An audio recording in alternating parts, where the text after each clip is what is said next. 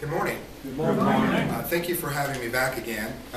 It's a pleasure to be here, Ken. Thanks for asking me to come back. I'm going to speak on a very controversial subject today, kindness. Actually, I don't think any pastor's ever gotten in trouble for talking about kindness in church, but I do think it's a very important topic. The verse for today is Ephesians 4, verses 31 and 32. Put away from you all bitterness and wrath and anger and wrangling and slander, together with all malice, and be kind to one another, tender-hearted, forgiving one another, as God in Christ has forgiven you. And I want to read a quote from a Native American chief named Tecumseh, who was very wise and actually kind of prophetic in a lot of the things he said, but he was the chief of the Shawnee Nation. He died in 1813, but this is a quote from Tecumseh that I really like. Live your life so that the fear of death can never enter your heart. Trouble no one about their religion. Respect others in their view. Demand they respect yours. Love your life, perfect your life, and beautify all things in your life. Seek to make your life long and its purpose the service of other people. Always give a word or a sign of salute and greeting when meeting a friend or a stranger. Show respect to all people, but grovel to none. Then, when it's time, sing your death song and go like a hero going home. I always thought that was a great sentiment from Chief Tecumseh. I do a lot of work in scouting and do a lot of services in scouting.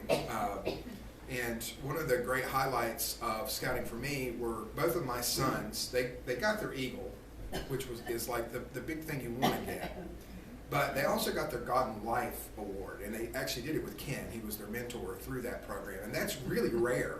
There's a very small percentage of scouts that actually earn that award and do that award. And it was a great time for them, and I have a great memory that I want to share with you. When both my sons were working on that program, my younger son, who's now 20, he came to me one day. He was studying to go meet with Ken, and he was going through his stuff, and he brought to me this verse, Galatians 5, 22 and 23. By contrast, the fruit of the Spirit is love, joy, peace, patience, kindness, generosity, faithfulness, gentleness, and self-control. And he looks at me after he reads this to me and says, Dad, trustworthy, loyal, helpful, friendly, courteous, kind, obedient, cheerful, thrifty, brave, clean, and reverent. They totally ripped this off from the Bible. I said, no, I don't think it was a ripoff. I think it was inspired by, pretty much directly, as Baden Powell could probably attest. But he saw the connection in what he could study in his religious studies along with what he was studying in scouting. And I really like that he saw the connection at least. He may have seen it a little skewed at the time. I think he was only like 13 at the time. So, but he got it. It's interesting that right smack in the middle of the Scout law is kind. The Scout is kind. And in the 1908 edition of the Scout law, a Scout is kind actually references being kind to animals. And that's kind of was the intent of that part of the Scout law, saving animals from unnecessary pain, never killing an animal without a valid reason. How we treat other people was considered covered under being loyal, helpful, and friendly and courteous.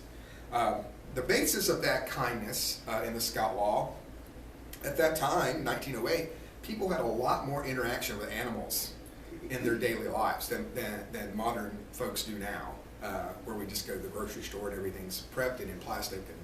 And they dealt with animals on a daily basis for a lot of different reasons, not just as pets, but as work animals and different things. So that was an important thing to get across at the time.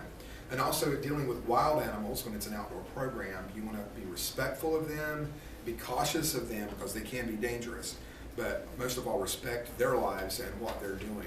So for that reason, a Scout is kind of reflected the culture at that time in the United States. But in 1972, the Boy Scouts of America changed the definition of a scout as kind. And they wrote it out to a scout is kind. A scout understands that there is strength in being gentle.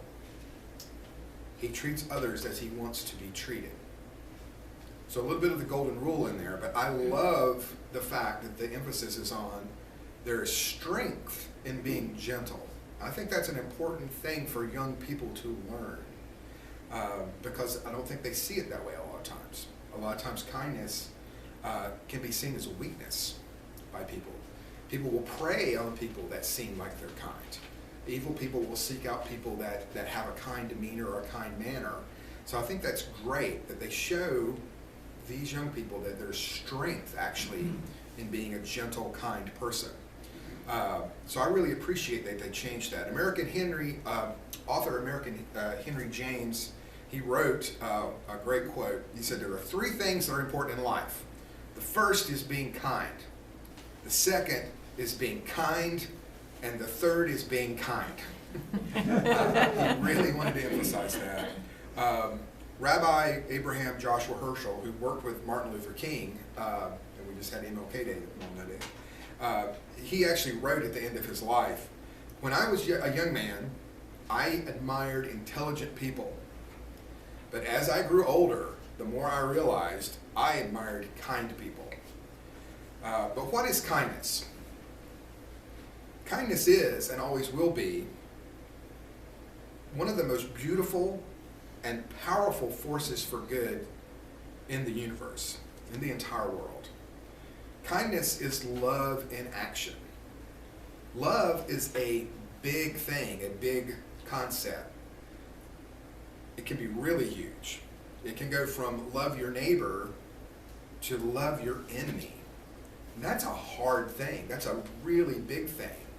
Kindness itself, as an act of love, seems really small, but it's something you can get your hands on, your hands around. It's something that you can get your arms around. Kindness and acts of kindness are something anybody can do, but they're bricks. The more you do them, the bigger you can build big things. You can get to loving your enemy by being kind. So kindness and being kind is a very important thing, especially when there's a lot of division. Especially right now in our media and our culture, there's a lot of different unyielding divisions on how people feel about things. But there's not a lot of emphasis on being kind to people that see things differently. And that's an important thing for us all to learn, not just young people. But it can be really hard. It can be a struggle. Anyone can do an act of kindness, though. That's the great thing about it. Anybody can be kind. Just greeting someone on the street, like Tecumseh said, you should always have a greeting or a salute to a friend or a stranger. Encouraging someone. Being there for someone that's struggling. Those are acts of kindness that build really big things and are really important. Even though they're small acts, they go big. As virtues go, being kind isn't a big flashy thing. But it's not controversial, like I said. You're not going to get in trouble for talking about kindness to somebody. But it makes a huge difference in people's lives, and it makes a huge difference in our lives. Acts of kindness are those bricks that just build big things and build up to big things like loving your enemy. I'm going to share 3 stories with you about kindness and the results of being kind. And the first one is a scout story. I want to tell you about Ethan. Ethan was one of my scouts in my troop, and he went to the World Scout Jamboree in Japan. It was an expensive trip to go. And so we only actually had one youth out of our whole council that year that could afford it and went on that trip. But he went to Japan, and as he was in Japan, he's having a great time. This jamboree, this World Jamboree was actually close to a beach. It was summer. It was really hot. And Ethan had his phone. That was, both his phone and his camera. And so they had charging stations set up, and they were nice because they were covered. They were in a tent, and they had fans blowing, so you could go in and cool off a little bit and charge your phone. So he was sitting in there trying to start some conversations with some foreign scouts, and he had put his phone in a little cubby and was charging it, and he stayed there.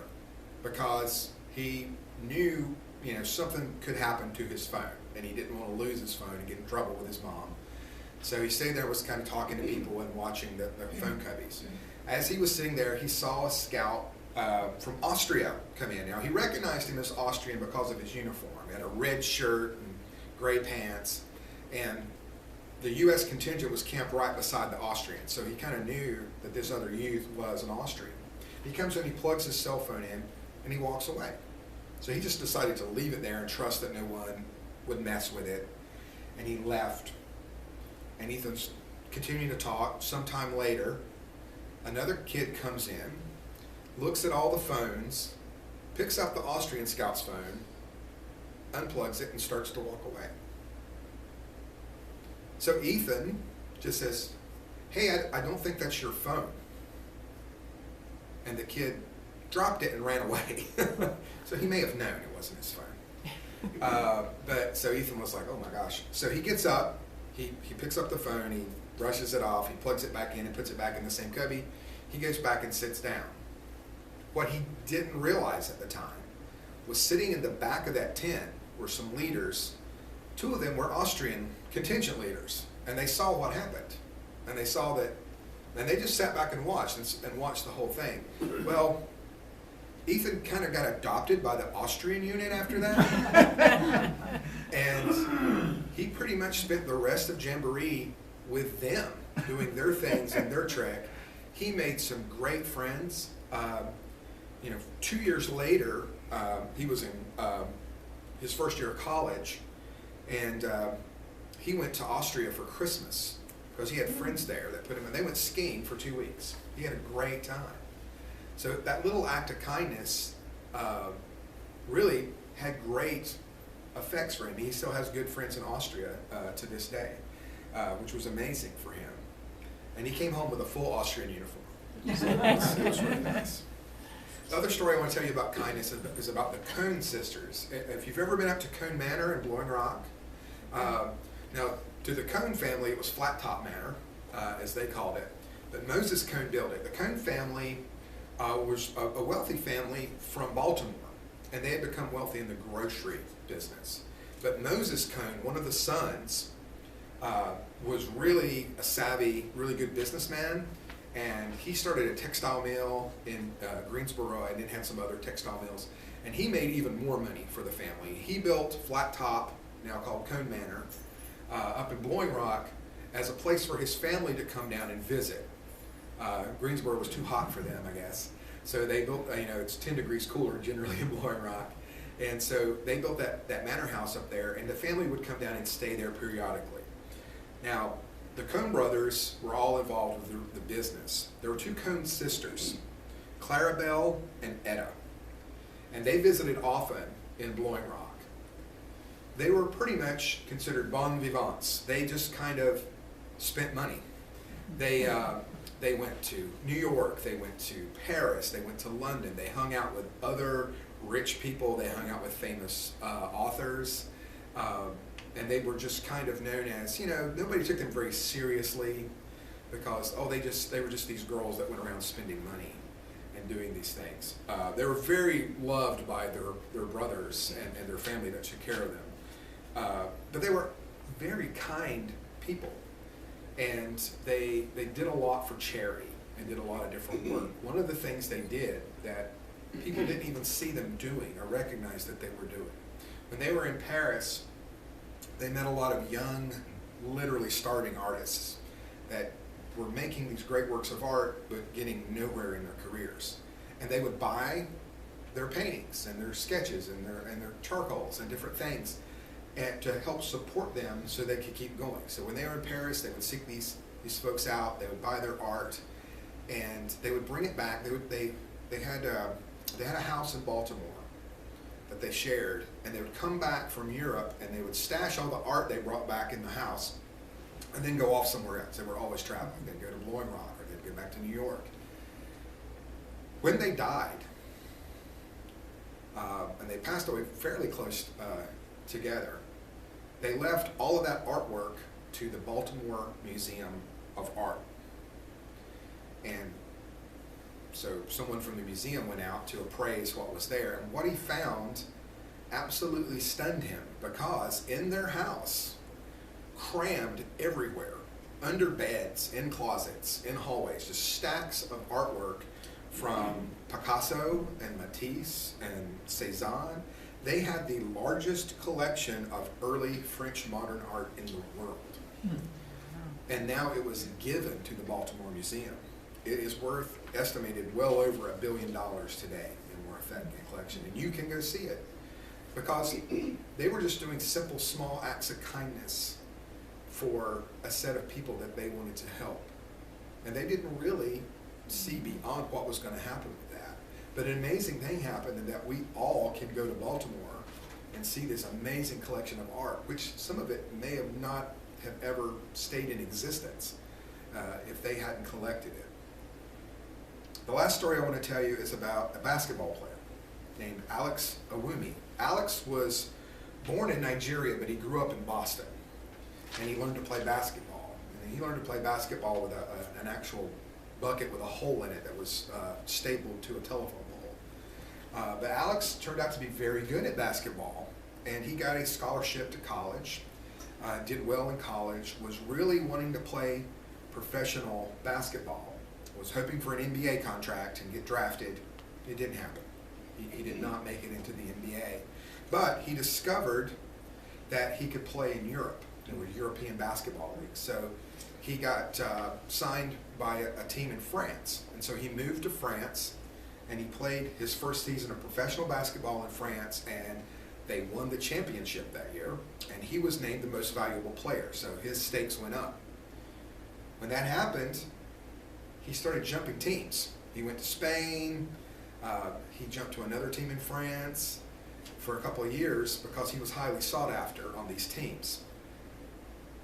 Every time he jumped to a new team, he got more money and more money and more money. So he kept following that and doing it. And then he got a call from his agent to go and play for another country.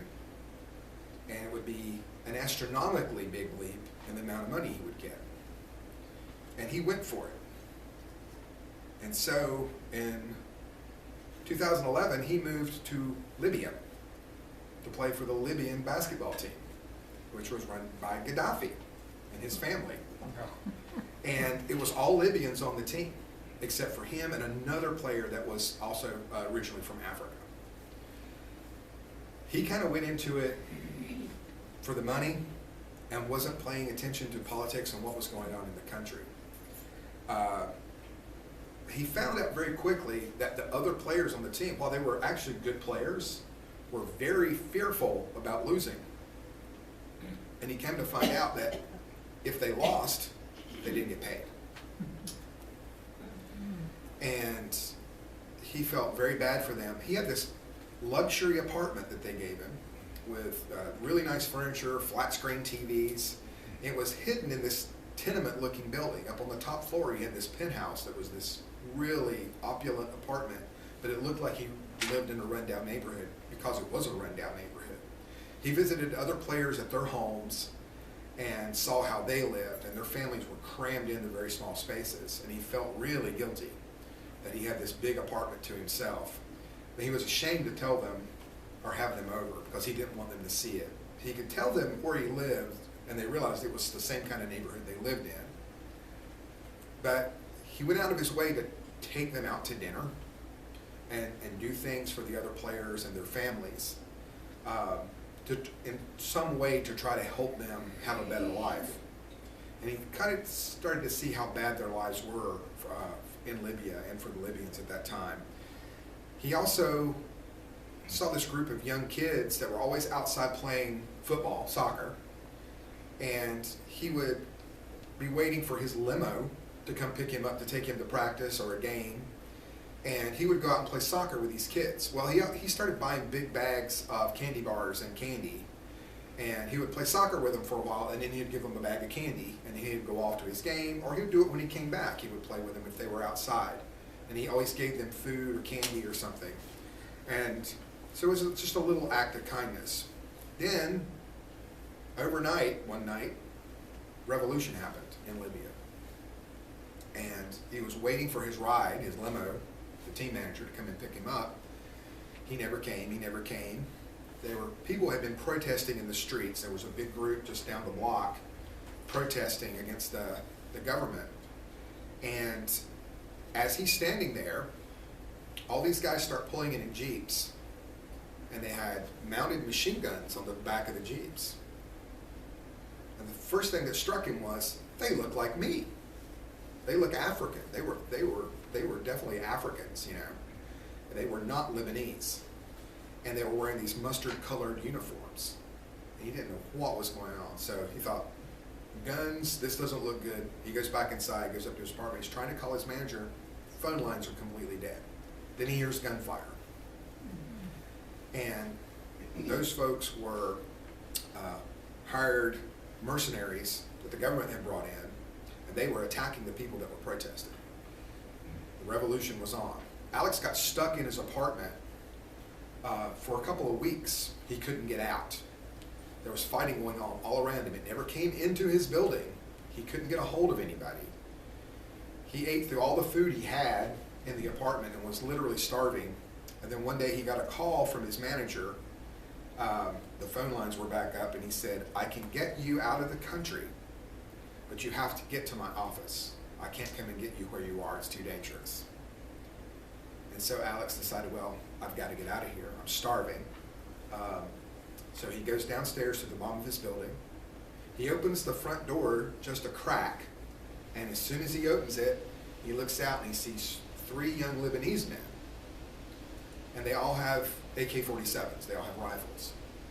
And they all turn and look at him at the same time as he opens the door. So he closes the door and is walking backwards through the lobby. The door's open. They come in, and they're like, what are you doing here? That's what they're asking him. And he's like, I've been stuck in my apartment. I need to get to my manager's office. He's going to get me out of the country. And all of a sudden he recognized the faces of these young men. They were the boys that he played soccer with outside of his building. Now they were revolutionaries trying to overthrow the government. And they're like, you can't go out, you'll be killed. He said, they'll recognize you as African and you'll be killed, you can't go out. And he's like, please, I've got to find a way. Is there some way I can get there? And they said, wait here. And they left. And they came back with a car. And they came in and they threw a blanket over him. And they took him to the car and had him lay down in the back. And they took him to his manager's office, and he was able to get out of the country. It's pretty amazing that that small act of kindness, playing soccer with some kids and giving them candy, wound up saving Alex's life to get him out of the country. Those acts of kindness built a really big act of love on those young men's behalf for him. Being kind is a great thing, but that doesn't mean everything's always going to work out like it did in those stories. In fact, the wicked and the evil will identify you through your acts of kindness as being weak and try to attack you. But like the Scout Law says, there's strength in being gentle. There's strength in that kindness. And that's the way the Lord wants us to be. That's grace. That's forgiveness. That's that kindness that comes from the Lord. Being kind to someone, if I borrowed somebody's motorcycle, because I always wanted a motorcycle, and I go out and I wreck their motorcycle, they could be very kind and forgive me for it and like get the motorcycle fixed themselves. That's an act of kindness. Grace is even more beyond that. That's, oh, I'm sorry you wrecked my motorcycle, so I got you one of your own. That's how much bigger it actually is. It's just amazing how those acts of kindness can build to things like that, though. A gentleman named Kent M. Keith, he's a doctor now, but when he wrote this, the paradoxical commandments, a lot of times these are attributed to Mother Teresa, probably because she had them hanging on the wall of her home in Calcutta. But he wrote these as a teenager. He wrote these when he was 19 years old. He had been involved in student government in high school, and he didn't really have a guide or a mentor or anything for doing student government. So he wrote a book about how to do student government because he got pretty good at it. And he wrote these paradoxical commandments as part of his book. And they have kind of gone on and on and on through the years. But it's a great testament on always being kind without expecting anything in return. And expecting struggles and strife because of it, but always be kind anyway. Here's what they say. People are illogical, unreasonable, and self-centered. Love them anyway. If you do good, people will accuse you of selfish, ulterior motives. Do good anyway. If you're successful, you will win false friends and true enemies. Succeed anyway. The good you do today will be forgotten tomorrow. Do good anyway. Honesty and frankness can make you vulnerable. Be honest and frank anyway. The biggest men and women with the biggest ideas can be brought down by the smallest men and women with the smallest minds. Think big anyway. People favor underdogs, but follow only top dogs. Fight for some underdogs anyway. What you spend years building can be destroyed overnight. Build it anyway. People really need help, but they may attack you if you help them.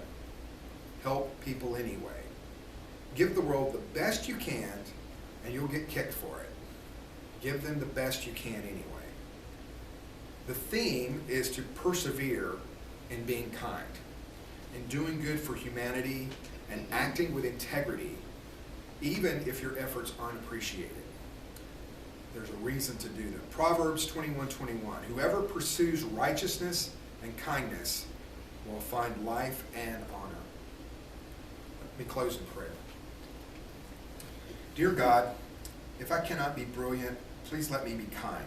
If I cannot change the world, let me inspire just one other person to do so.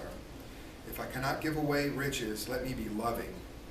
Let me be known for kindness, for it is a reflection of your great glory. In your name we pray. Amen.